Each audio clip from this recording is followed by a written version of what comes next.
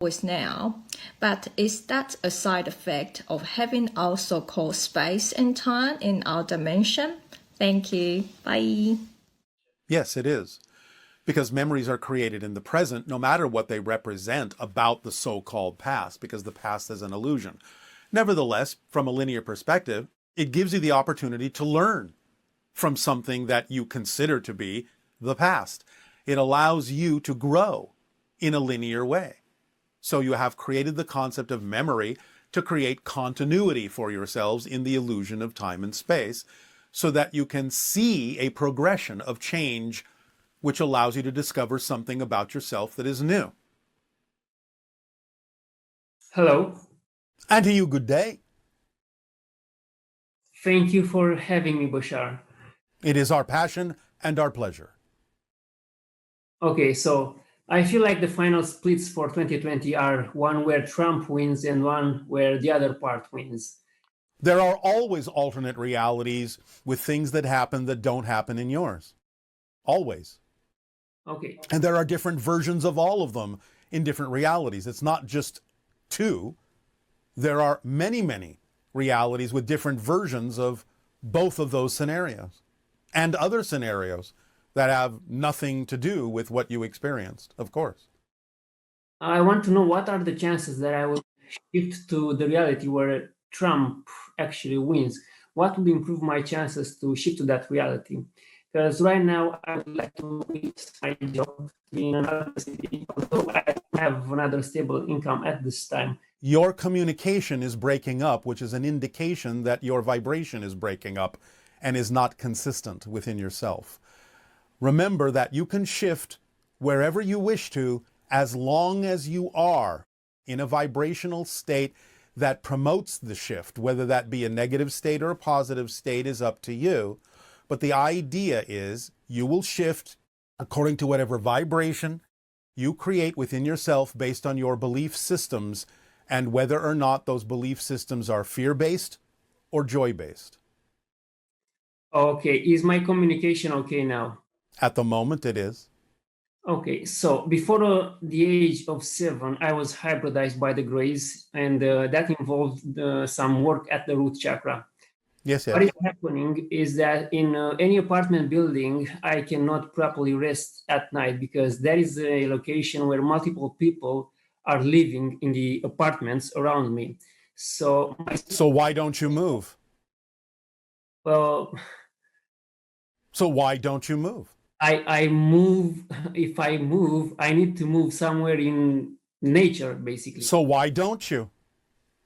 What's stopping you? Well, I need to have some comfort. I mean, it would be expensive. What makes you think you won't?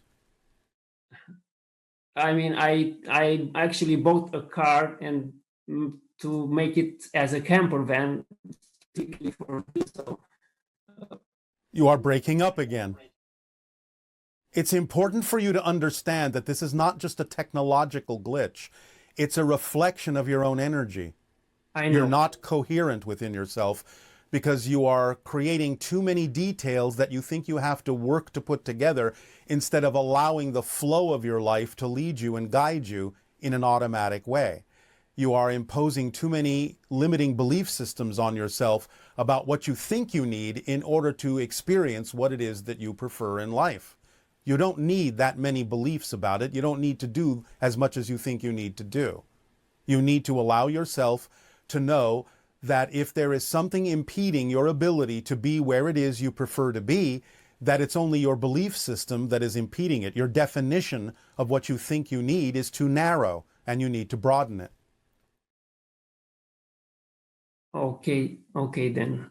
So, what is it you think you need at this moment in your belief system in order to go and move somewhere where you prefer in a way that is comfortable for you? What do you think at this point is lacking that prevents you from being able to do that? The financial means to have the... Aha! So you're only focused on the idea that the only way you can achieve this is through the concept you call money? Well, I will need to have the equipment to provide heat and warm. And what makes you think there aren't other ways to get that? Well, I would be alone in nature, basically. So what? So, What makes you think there aren't other ways for you to get that? well, that's the issue, basically, because actually it's a paradox. I feel like being All right. All right. We understand. But here's what perhaps will help you understand what we are saying. There are many forms of support, many forms of abundance. Money on your planet may be one symbol, but it's only one symbol. Being given a gift is a symbol of abundance. Having something to trade with someone is a symbol of abundance to get what you need. Synchronicity is a symbol of abundance. Imagination is a symbol of abundance. Communication is a symbol of abundance, because all these things can allow you to experience a flow of receiving the support you need when you need it, in perfect timing, in the form in which you need it, to be able to continue to act on your highest passion. You have to make room for all the forms of abundance to be equally capable of coming into your life. But if you focus only on one as being the only one that's more important, the only one that can get you where you need to be, you're actually closing the doors through all the other ways in which abundance can come to you in these different forms. In many cases, in many circumstances, in many situations, sometimes different forms of abundance have to work together in order to give you the 100% abundance that you need to move forward. So sometimes it might be that a small amount of money will come into your life, but if no more comes in that allows you to do what you need to do, that would be your first clue that some other form of abundance may need to come in to join it. And maybe another form of abundance will come in and join that. And then all together, those different forms, those different expressions of abundance and support will then give you what you need. So maybe in some circumstances, it will be a little bit of money, a little bit of somebody giving you something you need, a little bit of being able to trade with somebody for something that you need, or your imagination will open up and go, oh, there's a different way I can do this. And so by doing it a different way, I may not need what I think I need right now, or I'll get it along another path that I haven't imagined before. You have to be open to all these forms of abundance to truly be supported in your passion in life. And then you will see that as it flows, it will flow you exactly in the correct direction, and you'll wind up exactly where you need to be, when you need to be there. That supports you in the best possible way to allow you to continue to act on your excitement. But you can't have any insistence that it must look a certain way, because the real truth is you have no idea what the ideal outcome for you actually should look like. You just have to trust that the ideal outcome will unfold in the way that serves you best. Is this making some sense? yes, Is this helping? very much. All right. So practice relaxing your insistence on focusing on only one definition of abundance and support, and you will start allowing yourself to perceive through synchronicity other forms of abundance magically coming in. And then you will see your path more clearly. Okay, so you said you cannot shift to a vastly different reality. I didn't say that. I simply said you cannot shift to one that's not relevant for you. Okay, you said you cannot shift to a reality if you don't know you can shift to that reality, or something like this. In a sense, yes, you have to know that it's possible, but you also have to understand what's probable, what's relevant for the theme that you chose to explore. As, in a sense, this version of you, this version of you, this version of you, this version of you. The theme can span many different versions, but you have to understand that some things are simply not relevant for the theme that you chose to explore. Some things are. So sometimes you can experience what appears to be an amazingly large shift into a very different reality, and many times you will simply experience something that seems like a little bit of a difference. That's more common. I'm not saying you can't experience a greater shift, but again, you have to A, know that that's possible, and you have to also know that that's relevant for you. I understand. My last question. Yes. Having the year 2012 as a reference point, what percentage of the souls on Earth have shifted their focus on this reality, and how many are focused in a different reality, like where the human is different, as I... All right. Well, again, you're asking kind of a segregational question because you're never on the same Earth. But we understand what you mean and what you're asking.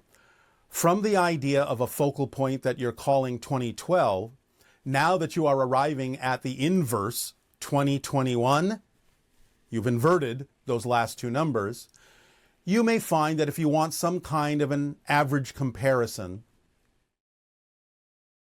we perceive that many people have allowed themselves to shift somewhere around 12 to 15, maybe some as high as 20%. Okay. Okay then. Does that answer your question? Yes. Thank All you right. very much. We thank you. Our unconditional love and support to you. Good day. Good day. Is there an actual spirit of Christmas? In some sense, yes, it is an elemental being. It has been largely distorted over time in terms of what it actually is. It is to some degree the being that has been recognized in ancient times by the name Kernenos. It has sort of an appearance, when it deigns to come into physical form, of a large humanoid with elk-like antlers, cloven hooves, kind of an elkish face, but again, somewhat humanoid. And this has been distorted over time into the idea that in your modern terminology has become the being you refer to as Santa Claus. Because the idea of the elemental being Kernenos was the being that energetically reflected positive energy to those who gave it positive, negative energy to those who gave it negative. It sometimes appears with a red cloak. Therefore, the idea of Santa Claus's naughty or nice list has been rendered from the idea of its reflective quality of positive or negative energy, returning in kind what it is given. The footprints it leaves as cloven hooves has been rendered into the idea that Santa Claus has reindeer, and the, again, antlers on its head give that impression as well. So the idea has become something quite different from what the original being actually is. It is the winter spirit. It is an elemental being. Yes. Okay, and do you have anything analogous to that spirit like Santa Claus on Essassani? There are elemental beings, but again, remember, the original elemental being that we have just described, Kernenos, is not necessarily exactly the spirit of Christmas. It is the spirit of the winter solstice. But it has again been usurped for the idea of your modern holidays. On our planet, we have elemental beings, and some of them do have a similar representation, but not exactly the same, because we do not really have the seasons that you do.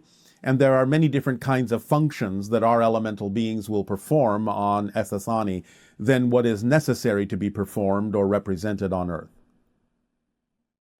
Okay, thank you. Yes. Some current things, like, what was the purpose of the monolith in Utah? And can you tell us anything about what its origin was? What was the purpose? Who put it there?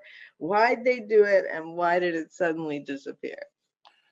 We cannot give you much about the origin itself, but we can describe the basic purpose, which is to instill the concept of mystery, to allow you to begin to ponder things from another dimension, from another reality, no matter what the original intention of the beings that may have erected it and taken it down or moved it, or put them up in different areas, because they have appeared in different countries on your planet and also have been removed. This is a coordinated effort to put you in touch with the idea of other realities, other dimensions that are touching your world. Even if it was created by a human, they have in some sense been spiritually guided to do these things in order to allow you to pass through into another reality, because the energy has now shifted. And part of the energy of the new shift is that of the energy of mystery and exploring your connections to other dimensions and other beings who may be communicating with you in ways you may not have expected. So that is the basic symbol or purpose of the idea, but we cannot at this time go into the exact origin of it. Okay, it's kind of interesting. It reminds me of crop circles, and the people who copy them and make them also are actually participating without realizing it in helping consciousness. In some way, shape, or form, regardless of their intention, yes. The idea, again, that crop circles are a form of communication from other dimensional, higher dimensional consciousness, and of course involving the earth consciousness of Gaia itself. So there is some similar idea here, and you may actually begin to see more different kinds of things appearing here and there to represent this concept of opening your minds to the mysteries of other realities. Yeah, it was interesting that it's triangular shaped. Yes. Yeah, monolith. Yes. Wasn't that what his original intention was, for it to be tetrahedral? Are you referring to the idea of the filmmaker? Yes, Yes. 2001. The idea actually in the original literature was more pyramidal. So we just love those triangles. And the triangles love all of you.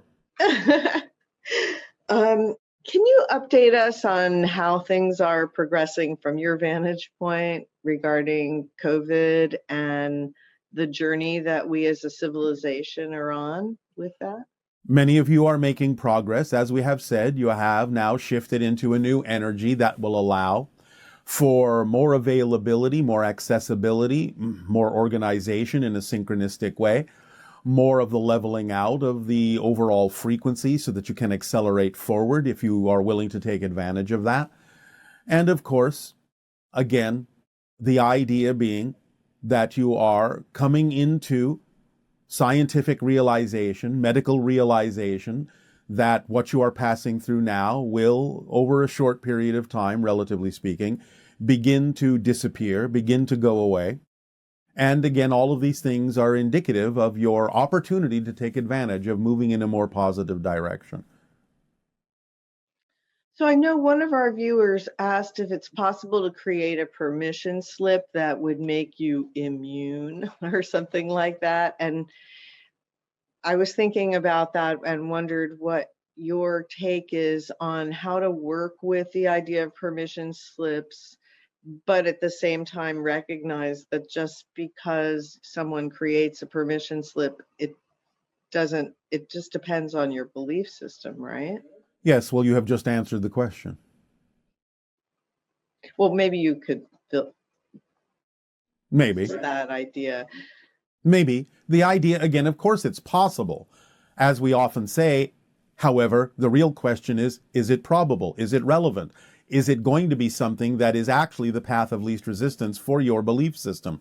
Many people will, in some sense, wish that they can do this. And again, it's always possible. But if they're not really in touch deep down with what they really truly believe is possible for them, probable for them, relevant for them, they may not necessarily be able to attract themselves to a permission slip that will have that effect of immunity. So they have to have real, honest self-investigation, self-evaluation, real transparency within themselves, and let it be okay if you are at this time not able to create or attract a permission slip that would allow you to experience immunity. The idea is to take the path of least resistance no matter how it looks, and not to necessarily block anything that would actually be the path of least resistance for you just because you don't wish it to be so. So the idea is to pay attention more deeply to the synchronicity that comes into your life. If you are clear within your relationship to your belief systems, synchronicity will show you what the path of least resistance for you actually is that will work. So do not judge, do not invalidate anything. Allow yourself to let synchronicity show you, by bringing you the opportunities you are available to act on as the path of least resistance, and at the same time recognizing that negative synchronicity can also serve a positive purpose by preventing you from going down a path that is not yours at this time. Was that enough of an elaboration? Yes, it's interesting, the challenge of understanding whether or not you're choosing a permission slip and you're quote unquote deluding yourself into thinking that that's going to solve something. Well, that's why we say it takes great honesty within the self to understand the reason why you are asking for something to happen in a certain way, because it can very quickly go into insistence and avoidance of what is actually going on within your own belief system and what is going on within the fear-based beliefs that you may be holding on to, insisting that it has to happen in what you typically call a more spiritual way, when in fact there is nothing that is not spiritual about any path in physical reality if it is truly in alignment and your path of least resistance. So again, it takes great honesty in investigating the self to know the reasons why you may or may not be choosing a particular path. So really a big part of our journey is this discernment idea of whether or not you're choosing something out of fear or you're choosing it for a positive reason, and then being so self-honest that you recognize from the feedback you're getting whether or not your definition is accurate if it goes against the collective. And that seems to be the key, right? In If you're some sense, asking, although it doesn't sometimes even necessarily have to come down to what you would perceive as actually the action of making a choice. Because if you understand how things work and you understand that you are in alignment with yourself and you are following the formula and acting on your passion and not avoiding or invalidating anything, then in a sense, the synchronicity in your life will actually demonstrate to you what your choice is. Automatically, without even necessarily having to consciously, literally make a decision. So the discernment simply comes within the belief system relationship you have within yourself, and clarity within yourself, and transparency within yourself, and honesty within yourself, and letting go of those things that don't serve you so that you don't necessarily have to have difficulty or a struggle in making a choice, but you can understand that your choice will automatically be embedded in the synchronicity that presents itself to you as the choice that will actually serve you best. yes, so much of our journey is about reading that internal map that is being reflected through synchronicity. Yes, and again, the positive synchronicity bringing you opportunities that are obvious for you to act on, and the negative synchronicity showing you that there is a doorway you cannot open here, and therefore go in another direction, that this is not your path right now. And also, it can just make you feel bad when you're making a choice that's not honestly reflective of your higher aligned. There will always be consequences to the choices that you make. So, yes, our journey is very interesting. It is, and very exciting.